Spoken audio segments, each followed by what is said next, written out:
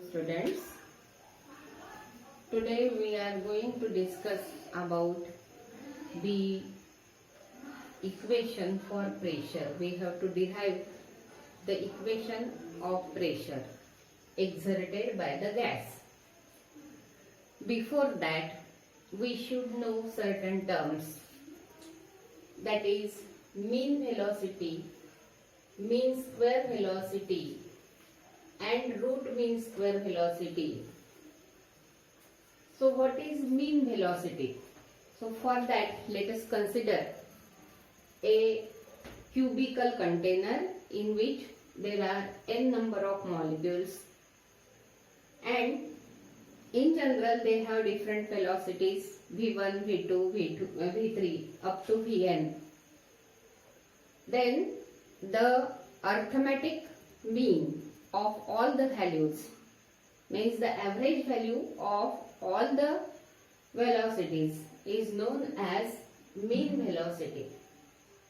Means if v1, v2, v3 up to vn are the velocities of n molecules of the gas, then we have to add all these values and we have to divide by n in order to get the mean velocity or the average velocity. So it is denoted by v bar is equal to v1 plus v2 plus etc. plus vn divided by n. So if there are only 5 values v1, v2, v3, v4 and v5, then we have to add v1 plus v2 plus v3 plus v4 plus v5 and we have to divide by 5. In this manner we have to find the mean velocity. So it is the arithmetic mean of velocities of the all molecules of the gas. Then the next term is mean square velocity. Mean square velocity. As the word suggests, mean square velocities, it is the average of squares of the velocities of n molecules. So for that we will use the symbol v square bar is equal to v1 square plus v2 square plus etc. plus vn square divided by n. So in this manner we obtain mean square velocity. It is shown by v square bar, average of v square. That is v square bar is equal to v1 square plus v2 square plus v3 square plus etc. plus vn square divided by n. Now what is the root mean square velocity? This term root mean square velocity is important to us. The mean square velocity and root mean square velocity are the important terms in the derivation of the equation for pressure. Root mean square velocity means Vrms. As the word suggests, it is the square root of mean square velocity. What is it? It is the square root of under root of mean square velocity. Mean square velocity. This means that it is the square root of v1 square plus v2 square plus etc. plus vn square divided by n. So n is within the under root sign, remember. So the square root of mean square velocity is known as root mean square velocity. Now one thing here we should remember is that the arithmetic average or mean of all the velocities of the gas molecules is known as mean velocity. So as we know, the sign of the velocity denotes the direction of the velocity. So some velocities may be positive, some velocities may be negative. So the mean velocity may be 0 also. But when we calculate mean square velocity, then it will not be 0. It will always a positive value, because it is addition of squares and then divided by number of molecules. So it is always a positive number. Also, the root mean square velocity is also a positive number. So in this way, we have to define mean velocity, which is nothing but arithmetic mean of all the velocities of n molecules. If the container contains n number of molecules, then we have to take mean of average of all the velocities of the molecules and divided by number of molecules gives us the mean velocity. The main thing is that the mean velocity may be 0, but mean square velocity, it is always a positive number. What is it? We have to add the squares of velocities of n molecules and divide it by n in order to get mean square velocity. And root mean square velocity is obtained by taking square root of the mean square velocity. So it is equal to square root of v1 square plus v2 square plus v3 square plus v4 square plus etc. plus vn square divided by n. N is also within the under root sign. In this manner, we find the root mean square velocity. So the next topic is the equation for pressure, derivation of pressure exerted by the gas.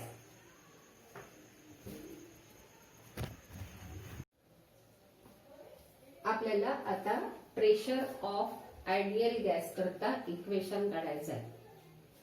हे equation काढत असताना आपल्याला मघा दाखवल्याप्रमाणे एक cubical container consider करायचा आहे. ह्या cubical container किंवा बॉक्स मध्ये आपण n मोल्स ऑफ गॅस भरलेला आहे किंवा capital n number of molecules of gas are within this box, are enclosed in this cubical box. आणि याचा जर आपल्याला ॲव्होगाड्रो नंबर माहिती आहे Na, तर Na upon Na is equal to n मोल. म्हणजेच ह्या बॉक्स मध्ये n मोल ऑफ गॅस भरलेला आहे. n मॉलिक्युल्स आहेत गॅसचे आणि n moles of ideal gas ह्या कंटेनर मध्ये आहे असं आपल्याला सुरुवातीला कन्सिडर करायचं आहे. ह्या क्यूबच्या प्रत्येक साइडची लेंथ आहे कॅपिटल L. म्हणजे एरिया होईल Na हा सबस्क्रिप्ट आहे इथे. आता एरिया जर काढायची असेल मला एका फेसची, हा शेडेड रिजन जो दाखवलेला आहे मी, तर ह्याच्या प्रत्येक बाजूची लांबी L आहे, तर एरिया होईल त्या सरफेसचा L स्क्वेअर. आणि व्हॉल्यूम किती होईल? व्हॉल्यूम होईल V इज इक्वल टू कोणाची व्हॉल्यूम? ह्या पूर्ण क्यूबची व्हॉल्यूम होईल L क्यूब. आपल्याला असं कन्सिडर करायचं आहे की ह्या कंटेनरच्या प्रत्येक फेसचं किंवा वॉलचं टेम्परेचर हे कॉन्स्टंट आहे आणि ते कॅपिटल टी आहे. ऍब्सोल्यूट टेम्परेचर कॅपिटल टी आहे प्रत्येक वॉलचं आणि ते throughout the experiment it is maintained constant. So T is the temperature of the gas और वॉल्स ऑफ द कंटेनर. आता आपल्याला प्रेशर साठी एक्सप्रेशन काढायचं आहे, पण प्रेशर बरोबर फोर्स अपॉन एरिया आहे. आपल्याला माहिती आहे pressure P is equal to force upon area.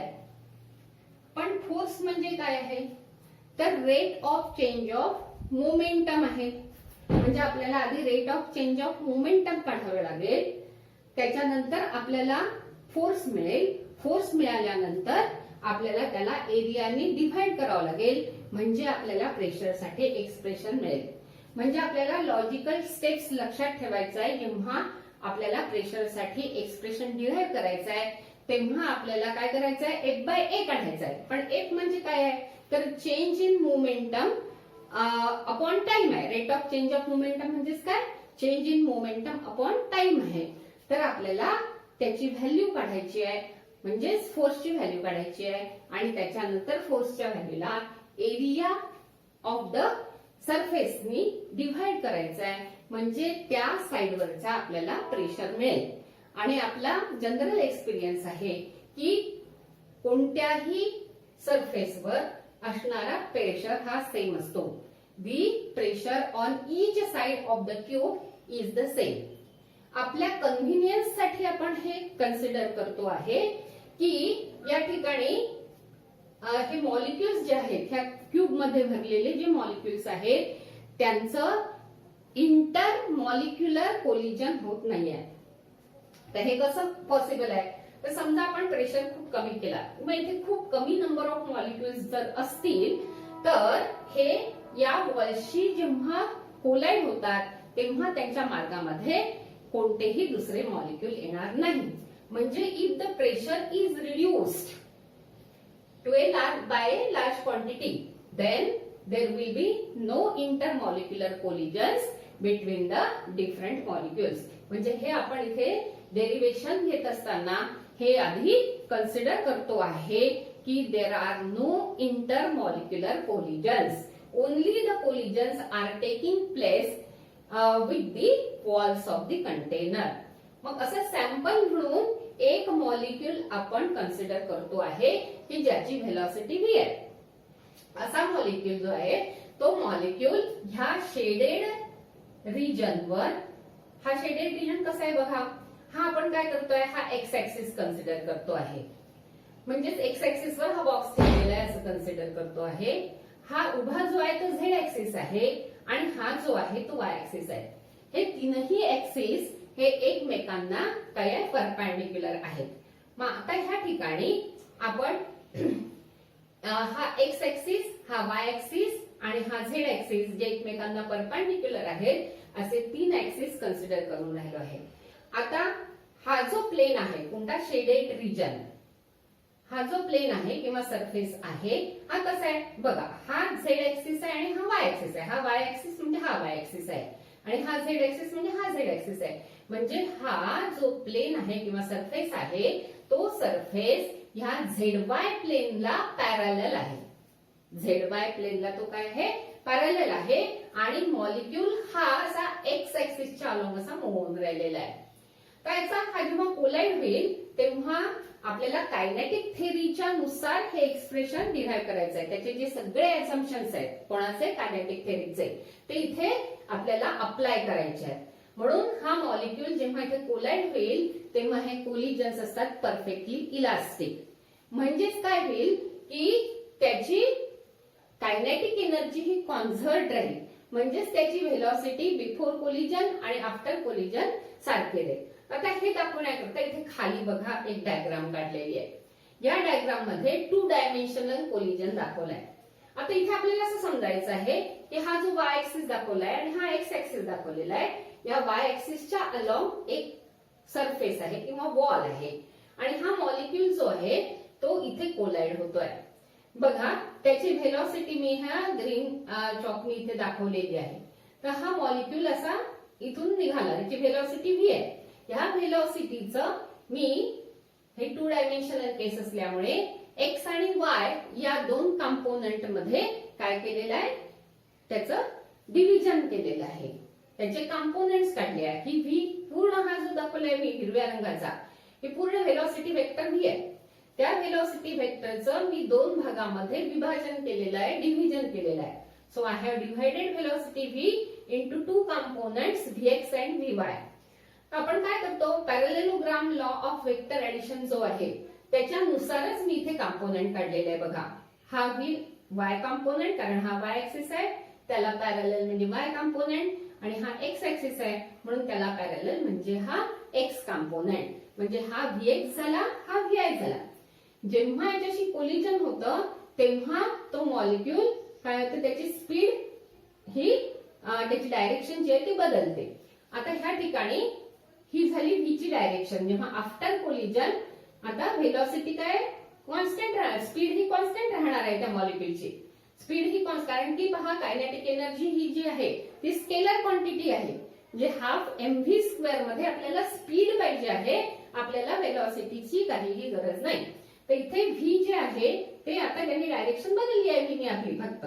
ते ह्या ठिकाणी मी पुन्हा काय केलं की आफ्टर कोलिजन जी व्हेलॉसिटी आहे त्याचे पुन्हा दोन कंपोनेंट मध्ये काय केलं, डिव्हिजन केलं. डिव्हिजन केल्यानंतर तुम्हाला आता इथे दिसून राहिलं बघा, हा व्हीवाय जेवढा आहे तेवढंच इथे पण व्हीवाय मिळालाय मला. त्याची डायरेक्शनही तीच आहे आणि मॅग्निट्यूडही तेवढ्याच्या तेवढंच आहे. पण एक्स कंपोनेंट जे आहे त्याच्याबद्दल काय दिसतंय आपल्याला, त्याचं मॅग्निट्यूड जेवढ्याच्या तेवढं आहे परंतु त्याची डायरेक्शन मात्र बदललेली आहे. म्हणजे जेव्हा ह्या शेडेड रिजनशी ह्या मॉलिक्यूलचं कोलिजन होणार आहे तेव्हा त्याचा एक्स कंपोनेंट ऑफ व्हेलॉसिटी जो आहे तेवढाच फक्त रिव्हर्स होणार आहे, हे समजावून देण्यासाठी ही डायग्राम काढलेली आहे. की जेव्हा the collision takes place in this manner in yz plane, then the molecule is moving in this manner, then after collision the velocity vx is reversed. So all the molecules, for all the molecules of the gas, the velocity vx will be reversed if they collide with the surface shown by the shaded region. तर आता आपल्याला हे लक्षात ठेवायचं आहे की जेव्हा molecules हे ह्या प्लेनशी कोलाइड होतात, कोणत्या शेडेड प्लेनशी जेव्हा कोलाइड होतात आहे तेव्हा त्यांच्या फक्त एक्स कंपोनेंट ऑफ व्हेलॉसिटी मध्ये फरक पडणार आहे. वाय आणि झेड कंपोनेंट ऑफ व्हेलॉसिटी जे आहे ते अनचेंज्ड राहणार आहे. ही गोष्ट आपल्याला इथे लक्षात ठेवायची आहे. हे जर आपल्या लक्षात राहिलं तर आता आपल्याला डेरिव्हेशन हे प्रूव्ह करणं खूप सोपं आहे. आता असाच एक सॅम्पल मॉलिक्यूल घेतलाय, टिपिकल मॉलिक्यूल घेतलाय आपण, इथे दाखवलाय की जो व्ही व्हेलॉसिटीनी या बॉलशी काय होऊन राहिला, कोलाइड होऊन राहिलेला आहे.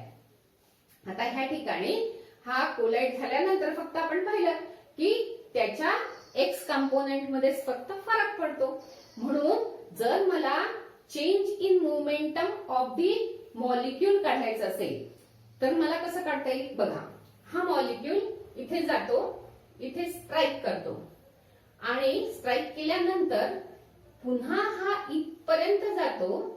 स्ट्राईक केलंय म्हणजे कोलिजन झालं, कोलिजन झाल्यानंतर हा पुन्हा अपोजिट वॉल कडे निघतो.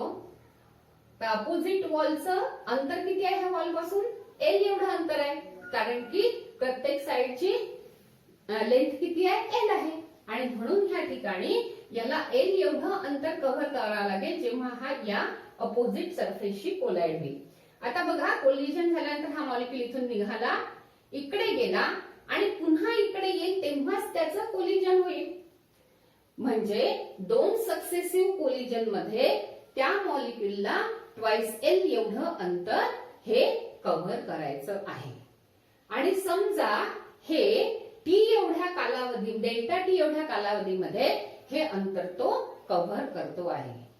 हा मॉलिक्यूल जो आहे त्याची व्हेलॉसिटी ह्या इकडे जायची किती आहे, व्हीएक्स आहे आणि आणि तो हे अंतर जे आहे कोणतं ट्वाइस हे अंतर हे किती वेळात पार करून राहिला डेल्टा टी एवढ्या वेळात पार करून राहिला. म्हणजे मला v is equal to distance upon time जेव्हा काढायचं आहे तेव्हा मला इथे डिस्टन्स ट्वाइस एल आहे आणि टाइम मी डेल्टा टी ने दाखवला आणि ही जी व्हेलॉसिटी आहे ती v ने न दाखवता मी vx ने दाखवली. तर या ठिकाणी vx is equal to 2l upon delta t मला मिळालं. म्हणजेच मला इथे डेल्टा टी ची व्हॅल्यू मिळाली. Delta t is equal to 2l upon काय मिळालं मला 2l अपॉन vx मिळालं. डेल्टा टी काय मिळालं मला time interval between two successive collisions मिळालं. म्हणजे पहिलं कोलिजन झाल्यानंतर दुसरं कोलिजन होण्याकरता लागणारा वेळ हा मला मिळाला 2l by vx. The time interval between two successive collisions is twice l upon vx.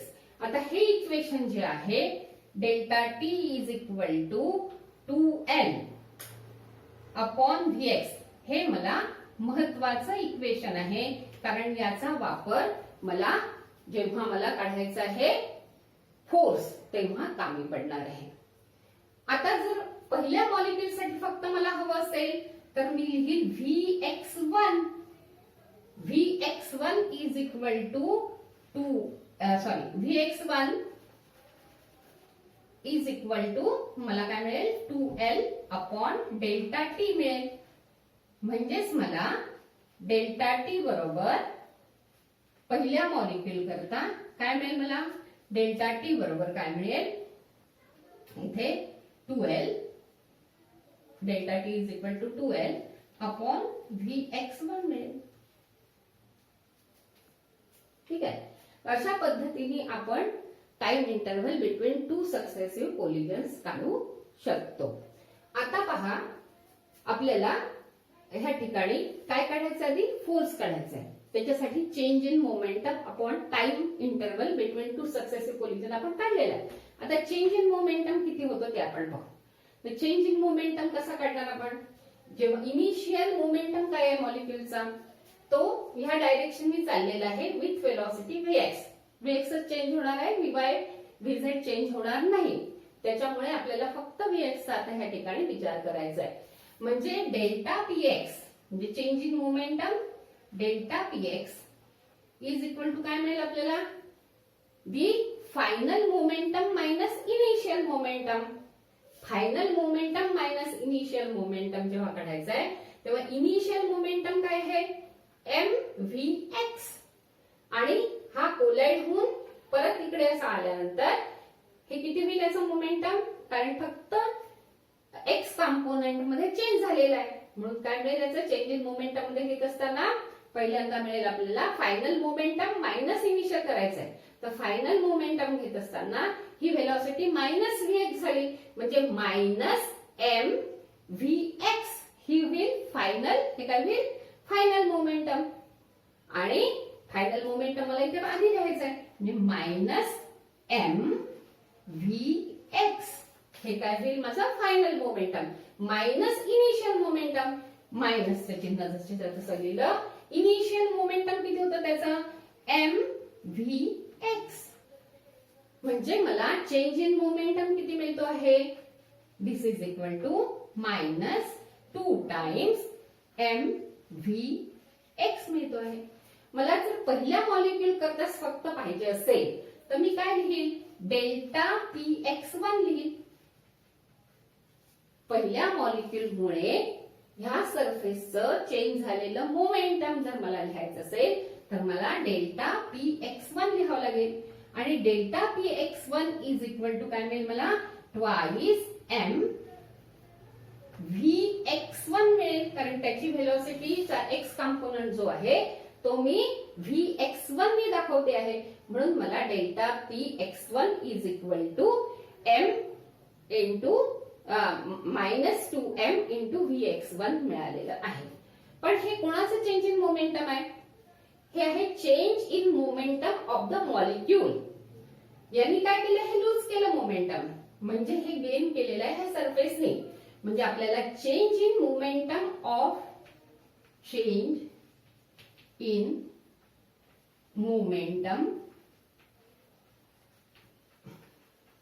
Of the surface जर हवं असेल तर ते मिळेल change in momentum of the surface जे आहे due to molecule 1, due to molecule number 1. हे मिळेल आपल्याला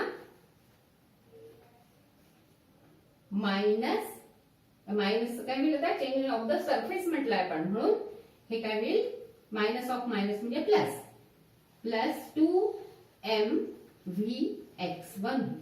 हे काय change in momentum of the surface due to molecule 1. Surface कोणता?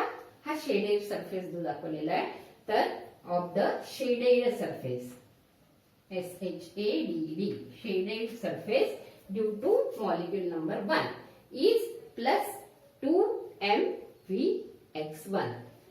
आता आपल्याला average force due to 1 molecule काढायचा आहे. तर काय काढायचं आपल्याला? एव्हरेज फोर्स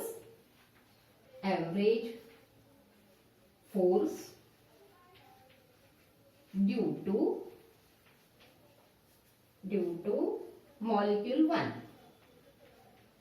मॉलिक्यूल 1 किती मिळेल? दिस इज इक्वल टू समजा F1 ने दाखवलं आपण. F1 is equal to change in momentum of the surface delta px1 of surface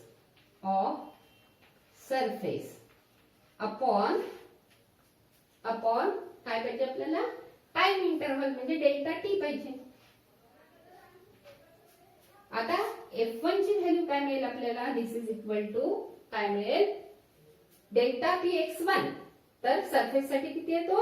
plus 2muvx1 म्हणजे आपल्याला मिळेल 2 टाइम्स mvx1 डिव्हायडेड बाय काय मिळेल आपल्याला? इथे डेल्टा टी ची व्हॅल्यू काढलेली आपण 2l अपॉन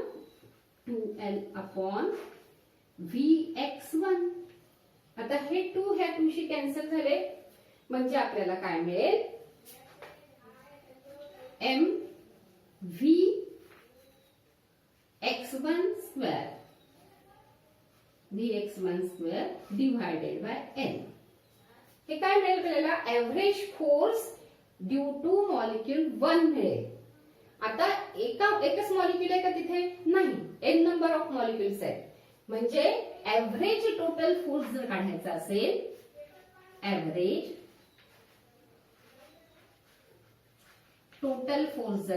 असेल, तर आपल्याला F1 plus F2 plus F3 ह्या सगळ्यांची बेरीज करावी लागेल. हा average force due to 1 molecule झाला. आपल्याला सगळ्या मॉलिक्यूल मुळे काढायचा आहे, म्हणजे ह्या सगळ्यांची आपल्याला बेरीज करावी लागेल. आता m/l सगळ्यांना कॉमन राहणार आहे. फक्त vx1 स्क्वेअरच्या ऐवजी दुसऱ्या मॉलिक्यूल करता vx2 स्क्वेअर येईल, तिसऱ्या मॉलिक्यूल करता vx3 स्क्वेअर येईल. त्याचा x कंपोनेंट प्रत्येक मॉलिक्यूलचा घ्यायचा आहे आपल्याला आणि त्याचा स्क्वेअर करायचा आहे. म्हणजे आपल्याला इथे काय मिळणार आहे? m/l हे ब्रॅकेटच्या बाहेर निघेल. m/l हे ब्रॅकेटच्या बाहेर निघेल आणि ब्रॅकेट मध्ये मिळेल आपल्याला काय मिळेल? vx1 square plus vx2 square अशा पद्धतीने plus etcetera plus vxn square मिळेल. आता आपण मीन स्क्वेअर व्हेलॉसिटी शिकलो आहे. तर हे भागीला जर आपण n केलं कॅपिटल N तर आपल्याला मीन स्क्वेअर व्हेलॉसिटी मिळते. आता मीन स्क्वेअर व्हेलॉसिटी जर आपल्याला या ठिकाणी काढायची असेल, म्हणजे याला सबस्टिट्यूट करायचं असेल मीन स्क्वेअर व्हेलॉसिटीने, तर याला भागीला n हवं होतं इथे, पण नाही आहे. मग मी जर इथे लिहिलं तर मला यानेच गुणावं लागेल. म्हणजेच मला ह्या इक्वेशनला n बाय n नी जर गुणलं मी तर माझं काम होणार आहे. मला काय करायचं आहे तर प्रेशर ऑफ आयडियल गॅससाठी इक्वेशन काढायचं आहे. म्हणजेच मला इथे व्हेलॉसिटी आणि प्रेशर यांच्यामध्ये काही रिलेशन आहे का ते शोधून काढायचं आहे. मग त्याच्यासाठी मला काय करायचं ते मीन स्क्वेअर व्हेलॉसिटीचं जे जो फॉर्म्युला आहे किंवा इक्वेशन आहे त्याचा आपल्याला हा एव्हरेज टोटल फोर्स जो मिळालेला आहे तो m by l Vx1 square plus Vx2 square plus et cetera et cetera plus Vxn square मिळालेला आहे.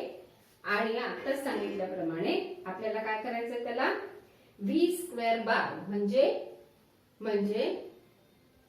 मीन स्क्वेअर व्हेलॉसिटीच्या स्वरूपात त्याला दाखवायचंय. म्हणून मी काय करते की याला n नी गुणते आहे आणि n नी भागत आहे. ह्या पूर्ण इक्वेशनला n बाय n नी गुणणे म्हणजेच 1 नी गुणणे काही फरक पडणार नाही. म्हणून मी n बाय n नी याला गुणत आहे. कारण की मला माहिती आहे की ही ब्रॅकेट मधली क्वांटिटी डिव्हायडेड बाय n म्हणजे मला मिळणार आहे v square by x कॉम्पोनंटचा. x component of velocity जो आहे त्याचा मला काय मिळणार आहे v स्क्वेअर बार मिळणार आहे. म्हणजे मीन स्क्वेअर व्हेलॉसिटी मिळणार आहे x कॉम्पोनंटची.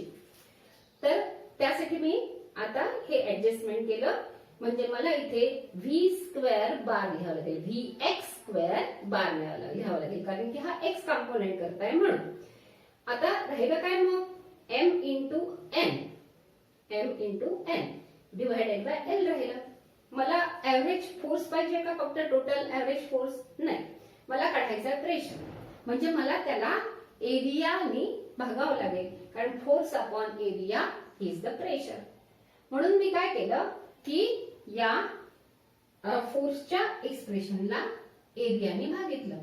आता एका साइडची जी एरिया आहे ती L स्क्वेअर आहे. आपण पाहिलं याच्याशी जेव्हा मॉलिक्युल्स कोलाइड होतील तेव्हा त्याच्यावर फोर्स एक्झर्ट होईल. म्हणजेच force experience by the surface is equal to force upon area. आता फोर्सचे आपण काढलेलं आहे mn Vx square bar divided by l होतं आणि a is equal to l square आहे म्हणून तिथे सबस्टिट्यूशन केलं. मग आता हे झालं l क्यूब. l क्यूब म्हणजे काय होईल इथे लिहिलं आपण volume of the cube is l cube. म्हणजे मला याला रिप्लेस करता येईल व्हॉल्यूम ऑफ द क्यूबने. आपल्या पुस्तकामध्ये व्हॉल्यूम साठी कॅपिटल लेटर वापरलेलं आहे. इथे पण आपण मोठ्या लेटरने दाखवतोय व्हॉल्यूम. म्हणजे आपल्याला मिळेल mn upon v into Vx square बार मिळाला. आता आपल्याला हे v स्क्वेअर बारच्या स्वरूपामध्ये एक्सप्रेस करायचंय.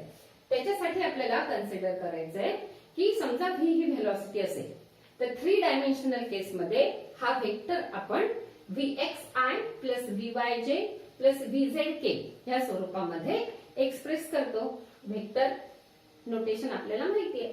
आता ह्या ठिकाणी जर आपल्याला मॅग्निट्यूड ऑफ वेक्टर पी पाहिजे असेल, 11वीत आपण बघितलंय मॅग्निट्यूड ऑफ वेक्टर कसं काढायचं, तर त्यानुसार आपल्याला मिळेल the magnitude of vector v is equal to under root of Vx square plus Vy square plus Vz square. आता मॉड्युलस ऑफ वेक्टर v हे मी v नी दाखवते. फक्त मॉड ऑफ वेक्टर v हे v नी जर दाखवलं आणि नंतर त्याचा स्क्वेअर केला मी तर मला काय मिळेल v स्क्वेअर बरोबर Vx square plus Vy square plus Vz square मिळेल. आणि जर मला याचं ऍव्हरेज किंवा मीन पाहिजे असेल तर मला प्रत्येक ठिकाणी इथे सुद्धा ऍव्हरेज व्हॅल्यू किंवा मीन व्हॅल्यू लिहावं लागेल. म्हणजे मला Vx स्क्वेअरचं पण मीन व्हॅल्यू लिहावं लागेल, इथे पण मीन लिहावं लागेल, इथे पण मीन लिहावं लागेल. पण बाय सिमेट्री म्हणजे काय थोड्या वेळाने सांगते मी. By symmetry Vx square is equal to Vy square is equal to Vz square मिळणार आहे. या ठिकाणी सगळीकडे मॉलिक्युल्स जे आहेत गॅसचे ते त्यांचं कॉन्सन्ट्रेशन सारखं आहे. म्हणजेच काय डेन्सिटी सारखी आहे. मॉलिक्युल्सची डेन्सिटी ही गॅस मॉलिक्युल्सची डेन्सिटी ही सारखी आहे सगळीकडे आणि म्हणून आणि ते सगळीकडे पसरलेले आहे सारख्या प्रमाणामध्ये. म्हणून इथे आपल्याला Vx square is equal to Vy square is equal to Vz square हे मिळणार आहे. म्हणजे जेवढे मॉलिक्युल्स पर युनिट टाइम हे एक्सिस डायरेक्शननी मूव्ह होतात तेवढेच मॉलिक्युल्स हे वाय एक्सिस डायरेक्शननी मूव्ह होतात आणि तेवढेच मॉलिक्युल्स ऑन ऍव्हरेज हे झेड एक्सिस डायरेक्शननी मूव्ह होतात असा याचा अर्थ आहे. आणि म्हणून या ठिकाणी आपल्याला मिळालेलं आहे Vx square bar is equal to Vy square bar is equal to Vz square bar. आता ह्या इक्वेशनचा जर तुम्ही वापर केला, ह्या इक्वेशनचा जर आपण वापर केला तर आपल्याला Vy स्क्वेअर बार आणि Vz स्क्वेअर बार साठी Vx स्क्वेअर बार ठेवता येईल. म्हणजे इथे काय मिळेल आपल्याला V square bar is equal to Vx square bar plus Vx square bar plus Vx square bar. म्हणजेच आपल्याला V square bar is equal to 3 times Vx square bar मिळेल. म्हणजेच मला जर Vx स्क्वेअर बारची किंमत काढायची असेल तर मला हे 3 इकडे ट्रान्सफर करावे लागतील. म्हणजे मला मिळेल 1/3 V स्क्वेअर बार मिळेल. मग मला ह्या Vx स्क्वेअर बारच्या ऐवजी इथे सबस्टिट्यूशन करायचंय. मग सबस्टिट्यूशन केल्यानंतर मला काय मिळेल, प्रेशर साठी equation P is equal to 1/3. याच्यासाठी मी 1/3 V स्क्वेअर बार आता ह्या इक्वेशन नुसार सबस्टिट्यूट करत आहे. म्हणजे P is equal to 1/3 mn जसंच्या तसं, हा कॅपिटल V म्हणजे व्हॉल्यूम जशीच्या तशी इंटू V स्क्वेअर बार. म्हणजे काय मीन स्क्वेअर व्हेलॉसिटी आहे. तर हे मला फायनल इक्वेशन आपल्या पुस्तकानुसार मिळालेलं आहे. तर अशा पद्धतीने हे जे प्रेशरसाठी एक्सप्रेशन आपण डिराइव्ह करतो आहे ते परीक्षेच्या दृष्टीने फार महत्वाचं इक्वेशन आहे. ते फ्रिक्वेंटली आस्क्ड क्वेश्चन मध्ये आहे, नेहमी विचारलं जातं. हे एक्सप्रेशन लिहिल्यानंतर खाली तुम्हाला 2 ओळी आणखीन लिहायचे आहे की while deriving this expression we have considered that there are no intermolecular collisions.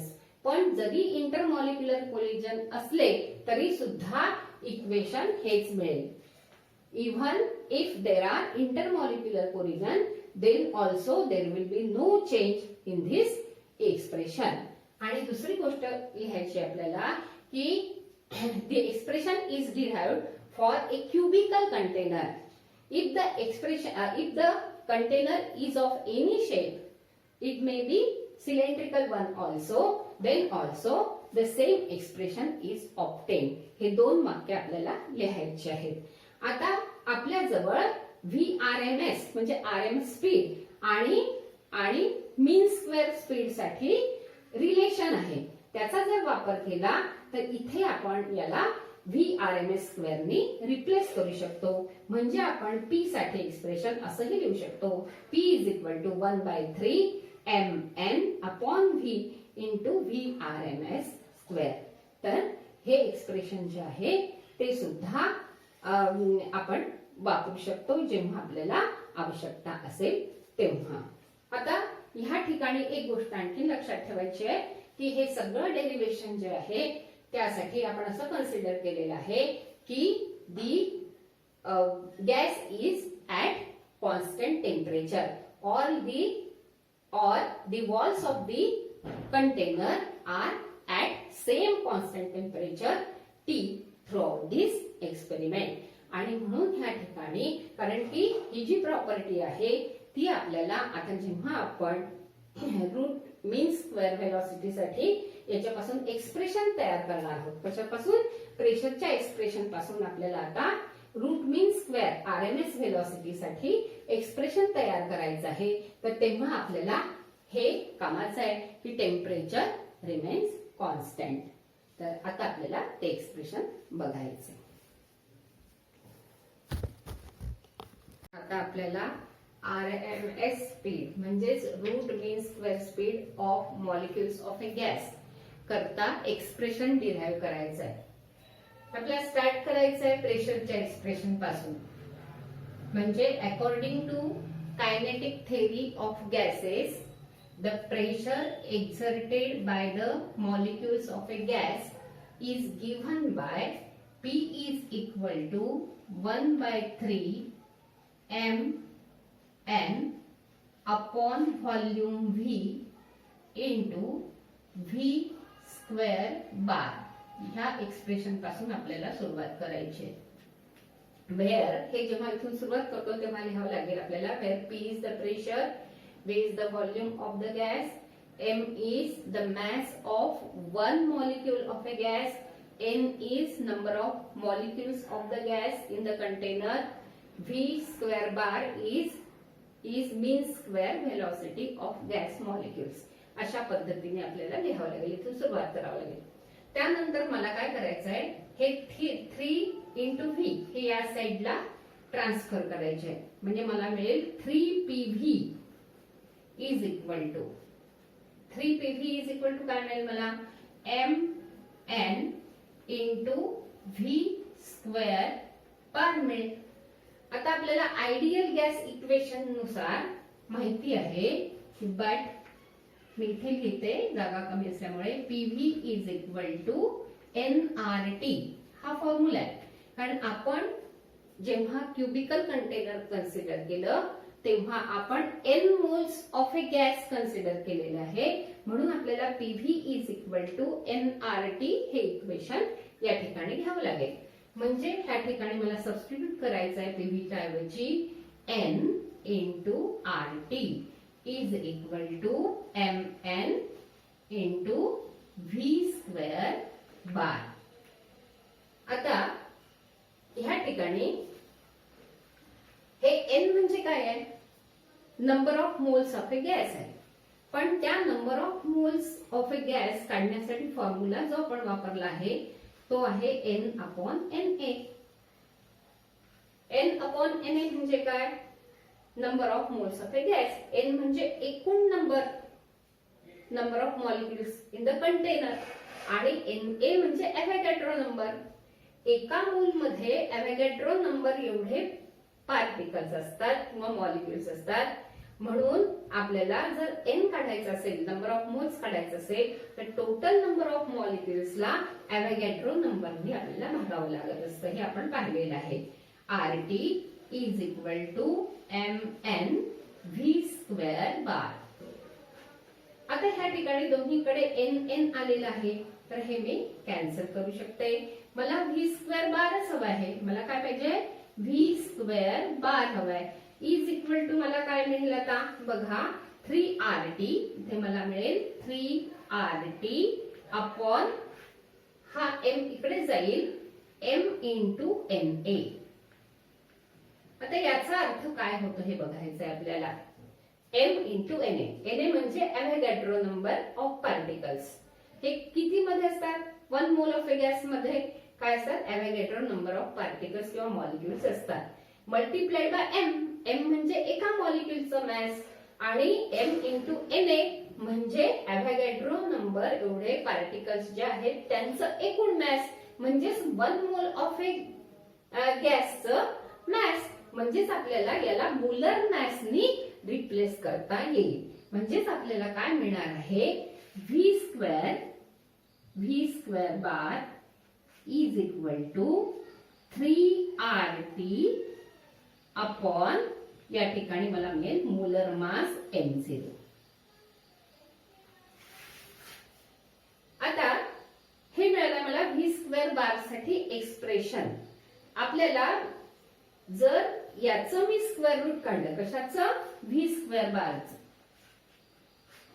v square बारचं मी जर स्क्वेअर रूट काढलं तर मला RMS व्हेलॉसिटी मिळणार आहे. Vrms is equal to square root of mean square velocity.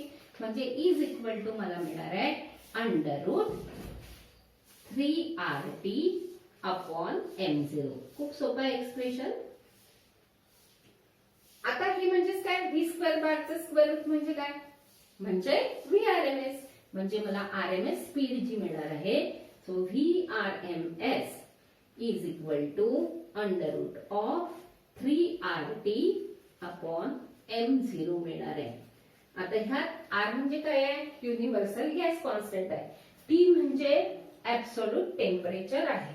m0 काय आहे, m0 हे molar mass आहे. प्रत्येक गॅसचं मोलर मॅस आपल्याला माहिती असतं. ह्या फॉर्म्युल्याच्या आधाराने आपल्याला काय काढता येईल, RMS speed of any gas काढता येईल. आता 11वी मध्ये आपण एक फॉर्म्युला शिकलो आहे. कुठला फॉर्म्युला शिकलो आहे, व्हेलॉसिटी ऑफ साऊंड किंवा speed of sound in any gas. तर त्याच्यासाठी फॉर्म्युला काय होता, V is equal to under root of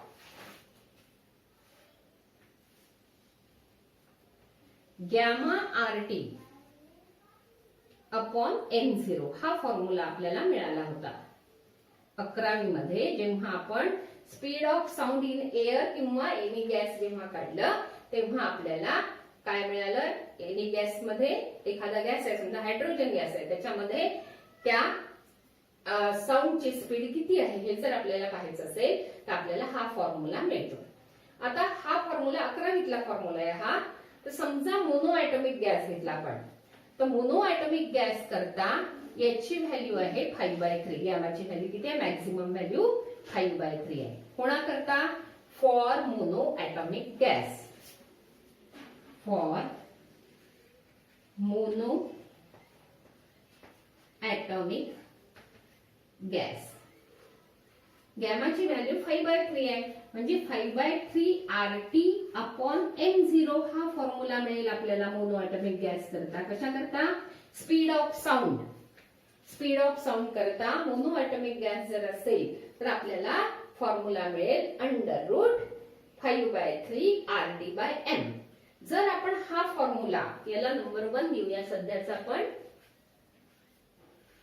आणि हा फॉर्म्युला यांची जर आपण कंपॅरिझन केली, 1 आणि 2 इक्वेशन नंबर 1 आणि 2 ची जर कंपॅरिझन केली, इथे आहे 3RT अपॉन M0 आणि इथे 5/3 RT अपॉन M0. 5/3 ही संख्या जी आहे ती नक्कीच 3 पेक्षा लहान आहे. इथे 1.66 येईल, म्हणजे ही 3 पेक्षा नक्कीच लहान आहे. ही संख्या 5/3 जी आहे ही याच्यापेक्षा नक्कीच लहान आहे.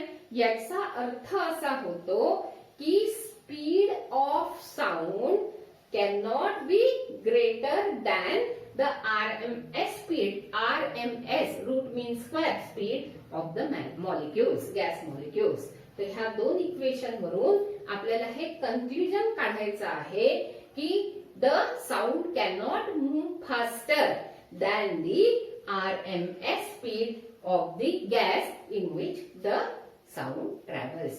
तर अशा पद्धतीने आज आपण इथे थांबूया आणि पुढचा भाग पुढच्या लेक्चरमध्ये घेऊया. थँक्यू.